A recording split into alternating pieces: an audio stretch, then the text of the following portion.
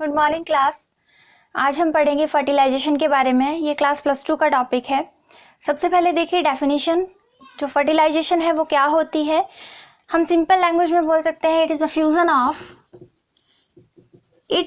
Fusion of male and female gamete. देखिए आप इसको किसी भी एनिमल के रिस्पेक्ट में पढ़ेंगे, चाहे वो फ्रॉग है, वहाँ पे आपको जहाँ भी ये वर्ड मिलेगा हायर क्लासेस में जाके फर्टिलाइजेशन क्या होती है तो इसका मीनिंग यही होगा, it is the fusion of male and female gamete. हम यहाँ पे ह्यूमन रिप्रोडक्शन की बात कर रहे हैं तो हम सिर्फ with respect to human beings ही पढ़ेंगे। तो सबसे पहले मेल गैमेट जो है उसको हम बोलते हैं स्पर्म, और जो फीमेल गैमेट है हम उसको बोलते हैं ओवा। इतना क्लियर है। So this is a definition of the fertilisation. ये सिर्फ एक ही लाइन में ख़त्म नहीं होती है। फर्टिलाइजेशन में बहुत सारे इवेंट्स जो हैं वो होते हैं। क्या क्या इवेंट्स होते हैं, कैसे फर्टिलाइजेशन कंप्लीट होती है, उसको हम देखेंगे यहाँ पे। सबसे पहले arrival of the ovum. Menstrual cycle, इससे पहले सबको क्लियर होना चाहिए। मेंस्ट्रुअल साइकिल में देखिए ओवम क्या है, जो या ओवम बोलो या तो हम बोलेंगे इसको, जो करेक्ट नेम है वो हम देंगे सेकेंडरी oocyte। सेकेंडरी oocyte जो है, आपने मेंस्ट्रुअल साइकिल पढ़ा है, वो 14 डे के ऊपर एक सेकेंडरी oocyte या ओवा जो है, जैसे 14th day of the menstrual cycle, यहाँ पे वो रिलीज होता है। उसके बाद जो 2 दिन आगे होते हैं वो फर्टिलाइजेशन पीरियड होते हैं। उसके बाद जो प्रोजेस्टेरोन हार्मोन है, इसमें बहुत सारे हार्मोन, इनका लेवल जो है वो अप होता है। अगर वहाँ पे प्रेगनेंसी अगर नहीं होती है तो again the menstrual cycle start. अगर प्रेगनेंसी हो जाती है तो वही हम पढ़ रहे हैं। अगर प्रेगनेंसी हो जाती है तो फर्टिलाइजेशन हो जाएगी, तो क्या होगा, सेकेंडरी oocyte जो है वो स्पर्म के द्वारा ट्रिगर होगा, और ट्रिगर होगा जैसे ही वो स्पर्म के द्वारा ट्रिगर होगा then it will change into the ovum, तब हम उसको ओवम बोलेंगे। यहाँ पे देखिए अराइवल ऑफ ओवम, ये भी पता है 14 डे के ऊपर रिलीज होता है, 14 मेंस्ट्रुअल साइकिल के 14 डे पर। और ये इसका जो साइट है वो है एम्पुला इस्थमस जंक्शन। अगर आपको फीमेल रिप्रोडक्टिव सिस्टम जो है वो याद होगा तो उसमें बहुत सारे पार्ट है, लाइक फेलोपियन ट्यूब, ओविडक्ट है, उसके अंदर पूरी जो लेयर है, पूरा जो डक्ट है जिसको हम ओविडक्ट बोलते हैं, वहाँ पे एम्पुला और इस्थमस, इन दोनों के बीच में जो जंक्शन बनता है that is known as the ampulla isthmus junction. और यहाँ पे आगे जो सेकेंडरी oocyte जो है वो स्टे करता है थोड़े दिन के लिए। If it receive the sperm then only the fertilisation will occur. अगर यहाँ पे वो स्पर्म को रिसीव नहीं करता है तो मेंस्ट्रुअल साइकिल जो है वो फिर से स्टार्ट होता है। और यहाँ पे अगर वो यहीं पे जो है स्पर्म को वो रिसीव करेगा, स्पर्म को रिसीव करके यहीं पे फर्टिलाइजेशन होगी, और फर्टिलाइजेशन होने के बाद क्या प्रोसेस जो है वो चलेगी वो हम अगले टॉपिक में पढ़ेंगे। यहाँ पे हम सिर्फ फर्टिलाइजेशन को कंप्लीट करेंगे। तो इतना पता चल गया अराइवल ऑफ ओवम कब आता है और कहाँ पर आता है, तो कहाँ पे फर्टिलाइजेशन जो है वो होगी। इंसेमिनेशन देखिए, जब सीमैन जो है, semen that enter the female genital tract, और you can say female body, female genital tract में जब वो एंटर करेगा सीमैन, तो सीमैन जो है ये 3 to 4 ml का एक इजैकुलेट है, जिसमें आप नंबर की बात करें तो 80 to 100 मिलियन स्पर्म जो है इसमें रहते हैं। स्पर्म ये मेल गैमेट इसमें रहते हैं पर ml, 1 ml में। तो आप इसको मल्टीप्लाई कर लो तो एक टाइम पे कितने स्पर्म जो है वो फीमेल की बॉडी में एंटर करेंगे। लेकिन फ्यूज़न जो है वो एक की ही होगी। ओवम जो है सेकेंडरी oocyte नो डाउट 1 महीने में एक रिलीज होता है, लेकिन स्पर्म जो है या सीमैन जो है एक टाइम पे इतना जो है एंटर करता है, उसके अंदर इतने स्पर्म होते हैं, we can multiply and we can imagine कि कितना बड़ा नंबर जो है वो इनका होगा। लेकिन उसमें से जो है सिर्फ एक ही जो है that only fertilise the ovum, और जो रेस्ट जो है बाकी जो बचते हैं इतने मिलियंस में, थाउजेंड्स में, उनका क्या होता है, वो डीजेनरेट हो जाते हैं अपने आप। यहाँ पे जब ये फीमेल की बॉडी में एंटर करता है तो 5 to 6 आवर्स लगते हैं इसको यहाँ पे पहुँचने के लिए, यानी कि यहाँ पे पहुँचने के लिए एम्पुला इस्थमस जंक्शन के ऊपर पहुँचने के लिए, जहाँ पे फर्टिलाइजेशन होती है। और यहाँ पे 24 डेज उसका जो है वो पीरियड होता है एक्टिव होने का। उसके बाद वो अपने आप ही डीजनरेट हो जाएगा। अगर इसको इस टाइम तक वो ओवा से फर्टिलाइज नहीं हुआ तो अपने आप वो सारे स्पर्म जो है वो डीजनरेट हो जाएंगे। आगे mortality of the sperm, motility of the sperm की मूवमेंट जो है स्पर्म की वो कैसे इंक्रीज हो जाती है when it enter the female genital tract. इसको हम आगे भी पढ़ते हैं, मोटिलिटी ऑफ द स्पर्म, ठीक है। अब इसमें देखिए आगे है कैपिस्टेशन रिएक्शन। सबसे पहले फर्टिलाइजेशन कैसे होती है, उसमें होती है कैपिस्टेशन रिएक्शन होती है, फिर एक्रोसोमल रिएक्शन होती है। जब स्पर्म जब एंटर कर जाता है उसके बाद जोना रिएक्शन होती है, कॉर्टिकल रिएक्शंस होती हैं। वो क्या होती हैं, ये सारे ही इवेंट्स जो हैं वो फर्टिलाइजेशन में होते हैं। It is not a one line की ये डेफिनेशन है, लेकिन उसमें बहुत सारे इवेंट्स होते हैं। सबसे पहले देखिए कि कैपिस्टेशन रिएक्शन क्या है। सब कुछ लिखा है इसके बारे में। क्या लिखा है, जब स्पर्म जो है वो एक्टिव हो जाता है फीमेल की बॉडी में आकर, और वो एबिलिटी जो है एबल हो जाता है, एबिलिटी जो है वो डिवेल्प कर लेता है ओवा को फर्टिलाइज करने की, ठीक है। उसकी फीमेल की बॉडी के अंदर एंटर हुआ, उसके बाद एंटर होके वो थ्रो वेजाइना जो है, बर्थ कैनाल जो है वहाँ से पास होके वो यहाँ पे यूट्रस से ampulla isthmus, female reproductive part के इस पार्ट के ऊपर पहुँचेगा, एम्पुला इस्थमस जंक्शन। वहाँ पे उसमें बहुत सारी चेंजेस आएंगी। इतने स्पर्म जो है अगर रिलीज़ होते हैं तो उसमें बहुत सारे डिजेनरेट भी हो जाते हैं, क्योंकि बहुत सारे इन्विटरी फैक्टर्स भी होते हैं, एसिडिक पीएच होती है वेजाइना की, तो वो बहुत सारे स्पर्म जो है वो डिजेनरेट हो जाते हैं वहाँ पे। कुछ 100 जो है वो वहाँ तक पहुँचते हैं, यहाँ तक एम्पुला इस्थमस जंक्शन तक, और वहाँ पे एक ही जो एबल होता है फर्टिलाइजेशन करने की। यहाँ पे हम बात कर रहे हैं कि उसमें क्या क्या चेंजेस आते हैं। First it enter the vagina, then it enter the birth canal, then it enter the uterus ampulla isthmus junction में। तो वहाँ पे उसमें क्या क्या चेंजेस आते हैं कि वो उस ओवा को फर्टिलाइज कर सके, या सेकेंडरी oocyte को फर्टिलाइज कर सके ओवा को। व्हेन सेकेंडरी oocyte जो ट्रिगर होगा स्पर्म से, तब वो ओवा में चेंज होगा। देखिए यहाँ पे phenomenon of sperm activation by which the sperm develops the ability to fertilise the ova. क्या क्या चेंजेस आएंगे देखिए, और ये फीमेल जेनिटल ट्रैक्ट के अंदर ही होगा। जब स्पर्म जो है फीमेल जेनिटल ट्रैक्ट के अंदर आ जाएगा तब उसके अंदर क्या क्या चेंजेस होंगे। सबसे पहले dilution of the inhibitory factors present in the seaman.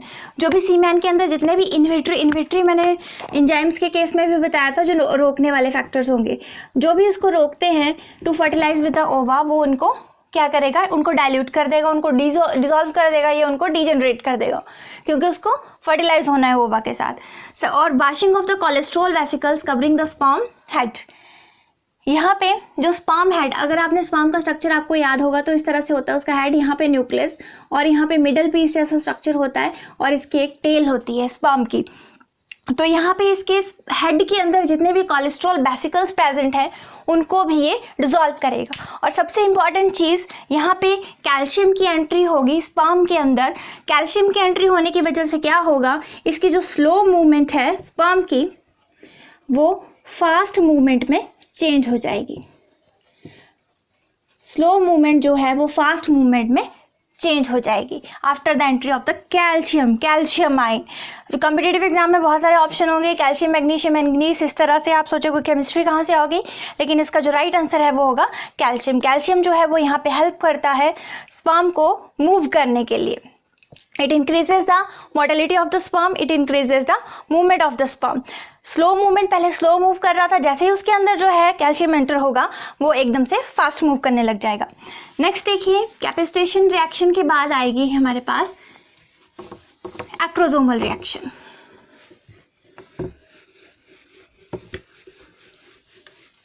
Sperm का स्ट्रक्चर याद रखना है, ओवम का स्ट्रक्चर याद रखना है, उसके बाद हमारे पास आएगी that is acrosomal reaction. Acrosomal reaction में देखिए बहुत सारी एंजाइम्स है। एक्रोसोम होता है हेड पार्ट और the cap of the sperm. तो उसमें जो भी रिएक्शन इसके हेड पार्ट में होगी उसको हम बोलेंगे कंबाइंडली एक्रोसोमल रिएक्शन। और इसके अंदर एंजाइम्स है, basically enzymes help in reaction. So इसके अंदर एंजाइम्स है, हाइड्रोलिटिक एंजाइम्स है इसके अंदर,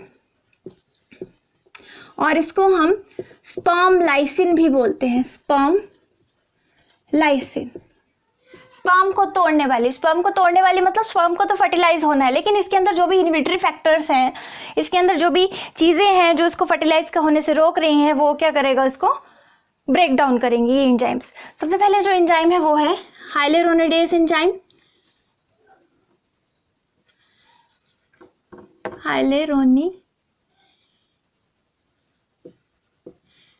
डिस एंजाइम और दूसरी है कोरोना पेनिट्रेटिंग एंजाइम। देखिए इस एंजाइम में क्या है, इस एंजाइम में ये कोरोना जो लेयर है, कोरोना, ये कोरोना वायरस वाला कोरोना नहीं है, this is the layer of the ovum which is known as corona radiata. मैंने जब ओवम का स्ट्रक्चर पढ़ाया था तब भी वहाँ पे बताया था, इसका क्रॉन लाइक स्ट्रक्चर होता है इसलिए उसको कोरोना बोलते हैं, और रेडिएटिंग मतलब जैसे रेज निकल रही हैं वैसे रेडिएटिंग, इसलिए इसका नाम कोरोना रेडिएटा। तो ये सब, जैसे मान लो ये ओवम है, यहाँ पे इसका न्यूक्लियस है, सबसे पहले इसकी प्लाज्मा मेम्ब्रेन है, फिर इसकी जो लेयर है वो जोना पेलुसिडा है, और लास्ट में जो इसकी लेयर है सबसे बाहर वाली वो है कोरोना रेडिएटा। इस तरह से अगर आपको स्ट्रक्चर याद होगा, मैंने बोला है कि ओवम का स्ट्रक्चर भी अपने माइंड में रखना और स्पर्म का स्ट्रक्चर भी अपने माइंड में रखना है। तो ये क्या करेगा, कोरोना के जो भी सीमेंटिंग मटेरियल है उसको ये ब्रेक डाउन कर देगा। कोरोना सबसे पहले देखो, इसको इस ओवम के साथ फ्यूज़ होना है तो इसके बाहर जो लेयर्स चढ़ी हुई है पहले उसको क्रॉस करना पड़ेगा। अगर आपको किसी मंदिर में एंटर करना है, किसी घर में एंटर करना है, तो सबसे पहले आपको गेट क्रॉस करना पड़ेगा। तो यही जो है वो they are acting like gate. तो कोरोना रेडिएटा जो है, फिर जोना पेलुसिडा को क्रॉस करना पड़ेगा, फिर इसकी प्लाज्मा मेम्ब्रेन के अंदर जो है इसके न्यूक्लियस और साइटोप्लाज्म, एक्चुअल न्यूक्लियस के साथ न्यूक्लियस जो है वो फ्यूज़ होगा, वो हम लास्ट में देखते हैं। देखिए कोरोना, ये नाम नहीं भूलेगा आपको, इतना फेमस हो चुका है, इस लेयर का नाम नहीं भूलेगा। कोरोना सबसे पहले ये एंजाइम क्या करती है, इसके अंदर जो सीमेंटिंग मटेरियल है उसको ब्रेक करती है। कोरोना पेनिट्रेटिंग एंजाइम क्या करती है कि जो सेल्स हैं कोरोना के, जो इसके रास्ते में आ रहे हैं उनको ये डीजेनरेट करेगी।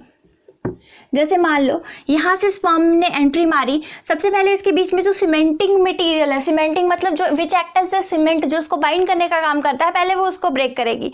इस तरह से उसने रास्ता साफ किया, फिर उसका रास्ता साफ हो गया, फिर जो भी सेल्स हैं उनको ये ब्रेक करेगी, फिर स्पर्म जो है वो एक जगह से एंटर करेगा ओवम की तरफ। देखो सारी चारों तरफ से ओवम जो है वो कोरोना रेडिएटा से घिरा हुआ है, लेकिन वो सारी वॉल को नहीं तोड़ेगी, वो एक पॉइंट है, कुछ एक पॉइंट से ही एंटर करेगी। मान लो यहाँ से एंटर कर रही है तो यहीं से करेगी, और यहाँ से एंटर कर रही है तो यहीं से करेगी, बाकी के सेल्स वैसे रहेंगे, यहाँ से एंटर करेगी तो यहीं से करेगी। So that is the function of the enzyme, and वो यही जो एक्रोसोमल रिएक्शन में आता है। नेक्स्ट जो है, इसके बाद नेक्स्ट है वो है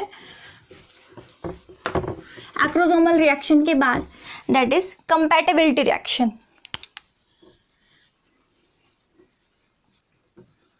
कंपैटिबिलिटी रिएक्शन,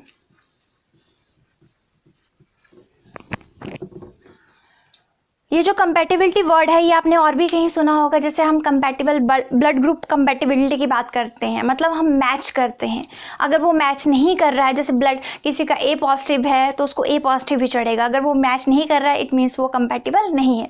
कंपैटिबल है तभी हम उसको चढ़ा सकते हैं, अदरवाइज नहीं चढ़ा सकते। वैसे ही होता है यहाँ पे कि कंपैटिबल किसके बीच में, स्पर्म और ओवा के बीच में, कि ये जो आ रहा है स्पर्म ये इसके कंपैटिबल है या नहीं है।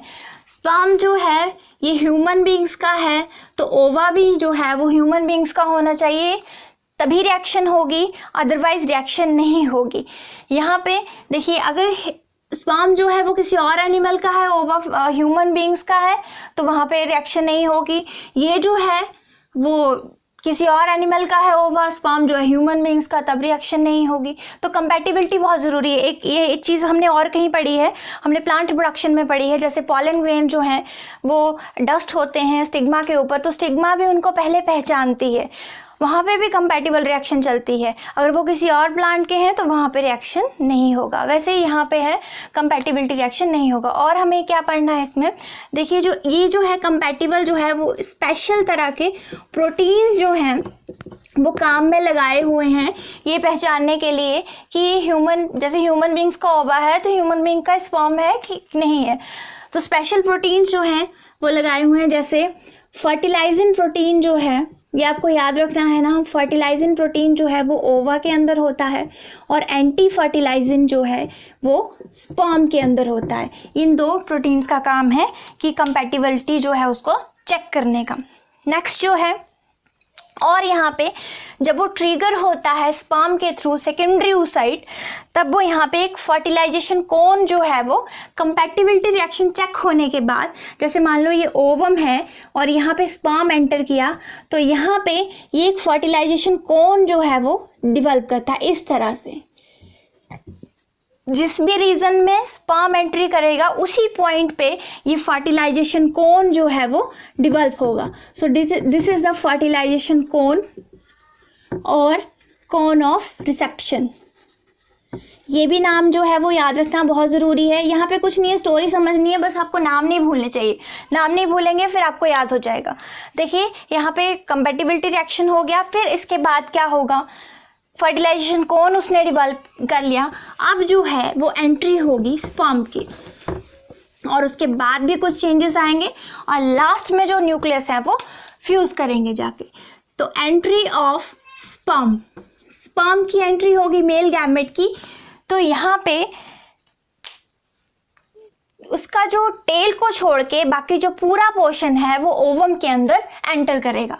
मान लो ये जो है ओवम है, फर्टिलाइजेशन कोन इसने डेवलप कर लिया, तो यहाँ पे देखो इसका जो टेल को छोड़ के बाकी पूरा पोर्शन जो है वो ओवम के अंदर एंटर करेगा। ओवम के अंदर न्यूक्लियस भी है, इसके अंदर बहुत सारा साइटोप्लाज्म है, लेकिन स्पर्म के अंदर हमें पता है साइटोप्लाज्म नहीं है, स्पर्म के टेल रीजन के अंदर ही साइटोप्लाज्म होता है। तो यहाँ पे फिर इसने, सो this is entry of sperm. उसके बाद दो चेंजेस आएंगी। दो चेंजेस कौन सी, सबसे पहले कॉर्टिकल रिएक्शन, नाम से ही याद हो जाएगा, और दूसरा है जोना रिएक्शन। जोना रिएक्शन, देखिए कॉर्टिकल रिएक्शन में क्या होगा, वो कॉर्टिकल ग्रैन्यूल्स जो है वो डेवलप करेगा, और इसमें क्या होता है, जो इसकी प्लाज्मा मेम्ब्रेन होती है ओवम की, that will change into the fertilisation membrane. वो जो है वो फर्टिलाइजेशन मेम्ब्रेन में चेंज हो जाएगी। थोड़ी सी स्पेशलिटी आ जाएगी, स्पेशल चेंजेस के अंदर आ जाएगी। क्यों होगा ऐसा, उसमें इतने चेंजेस आएंगे, जैसे प्लाज्मा मेम्ब्रेन थोड़ी सी थिक हो जाएगी, चेंजेस आएगी। अब हम उसे प्लाज्मा मेम्ब्रेन नहीं बोलेंगे, अब हम उसे फर्टिलाइजेशन मेम्ब्रेन बोलेंगे। और इसके चेंज होते ही जो बाकी स्पर्म्स हैं उनकी एंट्री जो है वो बंद हो जाएगी। पहले जो है वो कोशिश हो रही थी कि स्पर्म कैसे एंटर करे, just after the entry of the sperm जो अदर स्पर्म्स है जितने जो उसको घेरे हुए हैं ओवम को, उनकी एंट्री जो है वो बंद हो जाएगी। और वहाँ पे देखिए, और जोना रिएक्शन में क्या होगा, जोना रिएक्शन में ये जोना पेलुसिडा के द्वारा होगी, और इसमें भी क्या होगा कि इसमें जो स्पर्म रिसेप्टर हैं, it prevents the attachment of sperm receptors